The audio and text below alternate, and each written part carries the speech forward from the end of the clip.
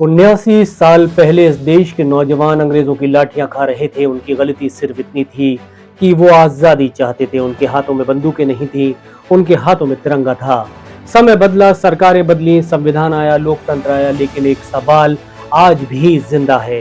क्या लोकतंत्र में विरोध की आवाज का जवाब भी लाठी हो सकती है? 20 जुलाई 2026 दिल्ली का जंतर मंतर, हजारों छात्र, हाथों में तिरंगा, चेहरे पर उम्मीद और दिल में एक ही विश्वास कि लोकतंत्र में अपनी बात कहने का अधिकार अब भी जिंदा है। लेकिन कुछ ही घंटों बाद उसी सड़क पर चीखें थीं, भागते हुए छात्र थे, जमीन पर पड़े घायल युवक युवतियां थीं और हवा में उठते कई सवाल के स्वर थे कि आखिर ऐसा हुआ क्यों। अभिवादन कबूल कीजिए लियाकत अली का और आप देख रहे हैं द बॉटम लाइन। आज हम किसी राजनीतिक दल की नहीं, किसी सरकार की नहीं, बल्कि लोकतंत्र की परीक्षा की बात करेंगे। किसी भी आंदोलन को समझने से पहले यह समझना जरूरी है कि लोग सड़क पर क्यों उतरते हैं। 20 जुलाई को जंतर मंतर पर जुटे अधिकांश छात्र विभिन्न छात्र संगठनों और प्रतियोगी परीक्षाओं की तैयारी कर रहे युवाओं से जुड़े थे। उनकी मुख्य शिकायत थी कि हाल के वर्षों में कई भर्ती परीक्षाओं और प्रवेश परीक्षाओं को लेकर लगातार विवाद सामने आए। कहीं पेपर लीक के आरोप लगे, कहीं परीक्षाएं रद्द हुईं, कहीं भर्ती प्रक्रिया वर्षों तक अटकी रही और कहीं परिणामों में कथित अनियमितताओं को लेकर सवाल उठे। इन सब का असर लाखों युवाओं पर पड़ा। कई छात्र ऐसे थे जिन्होंने अपनी उम्र के सबसे महत्वपूर्ण साल सिर्फ तैयारी में निकाल दिए। कई परिवारों ने अपनी जमा पूंजी कोचिंग और पढ़ाई में लगा दी।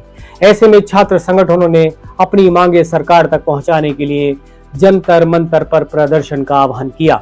उनकी प्रमुख मांगों में परीक्षा प्रणाली में सुधार, कथित अनियमितताओं की निष्पक्ष जांच, दोषियों पर कार्रवाई और शिक्षा मंत्री धर्मेंद्र प्रधान के इस्तीफे की मांग भी शामिल थी। लोकतंत्र में मांग रखना कोई अपराध नहीं है। भारत का संविधान प्रत्येक नागरिक को शांतिपूर्ण ढंग से अपनी बात रखने का अधिकार देता है, लेकिन यह अधिकार भी कुछ कानूनी सीमा और प्रशासनिक नियमों के साथ आता है।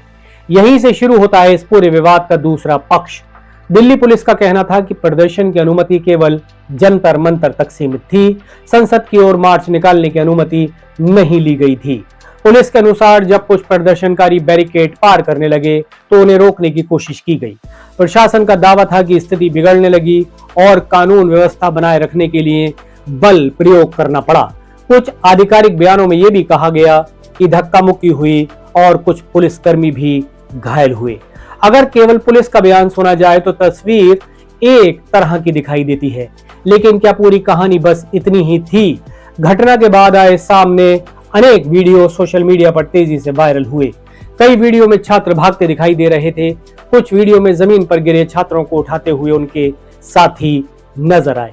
कई छात्राओं ने आरोप लगाया कि उनके साथ भी बल प्रयोग किया गया।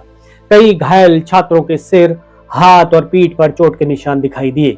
अस्पतालों में भर्ती कुछ छात्रों ने मीडिया से बातचीत में कहा कि वो निहत्थे थे और केवल अपनी मांगे रख रहे थे। हालांकि हर वीडियो पूरी घटना नहीं दिखाता, कोई भी छोटा क्लिप पूरी सच्चाई नहीं बता सकता। इसलिए किसी भी निष्कर्ष पर पहुंचने से पहले सभी उपलब्ध तथ्यों को देखना बेहद जरूरी है।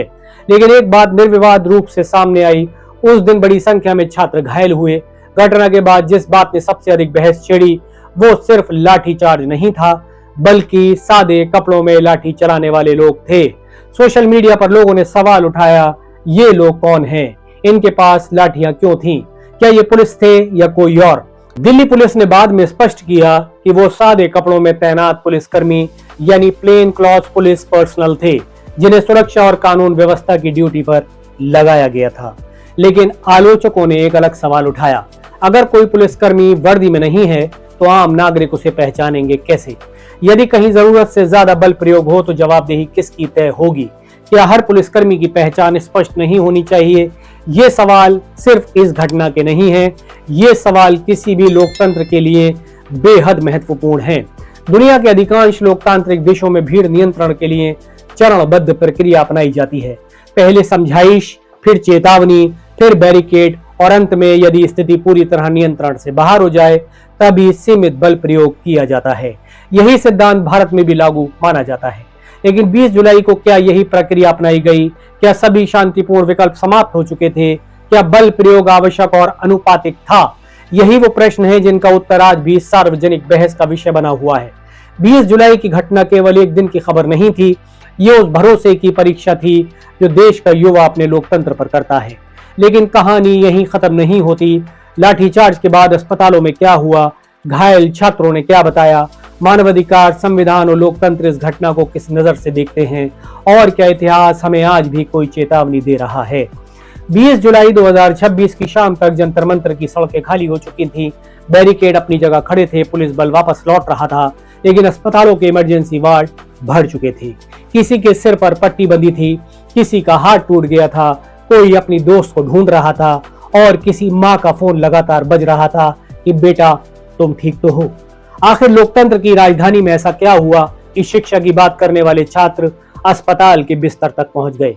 घटना के बाद कई घायल छात्रों ने मीडिया से अपनी आपबीती साझा की। किसी ने कहा हम सिर्फ अपनी मांगे लेकर आए थे, किसी ने कहा हमारे हाथों में कोई हथियार नहीं था। कई छात्राओं ने आरोप लगाया कि भगदड़ और बल प्रयोग के दौरान उनके साथ भी अभद्र व्यवहार हुआ। दूसरी ओर दिल्ली पुलिस का कहना था कि प्रदर्शन नियंत्रण से बाहर हो रहा था, बैरिकेड तोड़े जा रहे थे और कानून व्यवस्था बनाए रखने के लिए बल प्रयोग आवश्यक हो गया था। यानी एक ही घटना, दो अलग अलग दावे और इनके बीच खड़ा सच।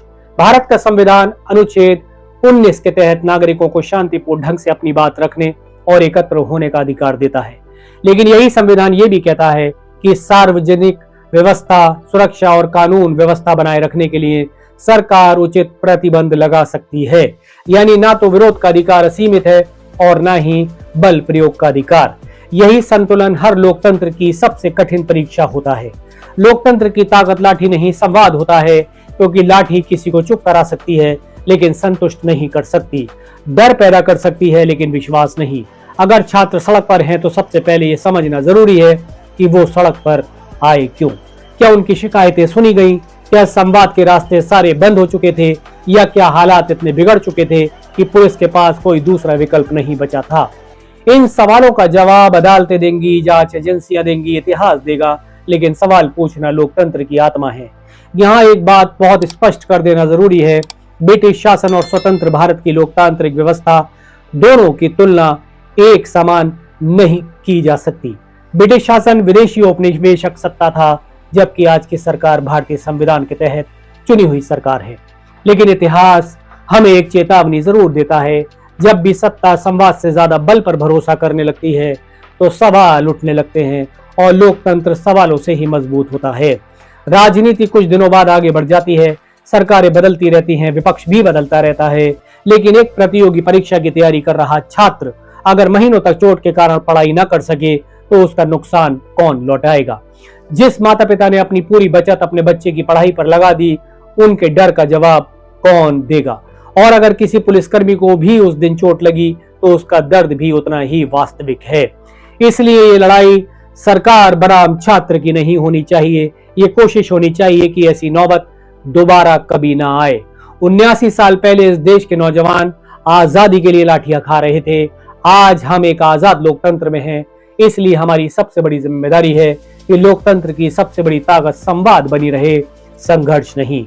सरकार की भी जिम्मेदारी है कि विरोध को दुश्मनी न समझे और प्रदर्शनकारियों की भी जिम्मेदारी है कि विरोध शांतिपूर्ण और कानून के दायरे में रहे, क्योंकि जब लोकतंत्र में संवाद खत्म होता है तब दोनों पक्ष हारते हैं और जब संवाद शुरू होता है तभी लोकतंत्र जीतता है। मैं हूं लियाकत अली और आप देख रहे थे द बॉटम लाइन। अगर आपको लगता है कि लोकतंत्र में सवाल पूछना भी लोकतंत्र की रक्षा करना है तो इस वीडियो को ज्यादा से ज्यादा लोगों तक पहुंचाइए, क्योंकि लोकतंत्र केवल वोट से नहीं बल्कि संवाद से भी जिंदा रहता है। जय हिंद।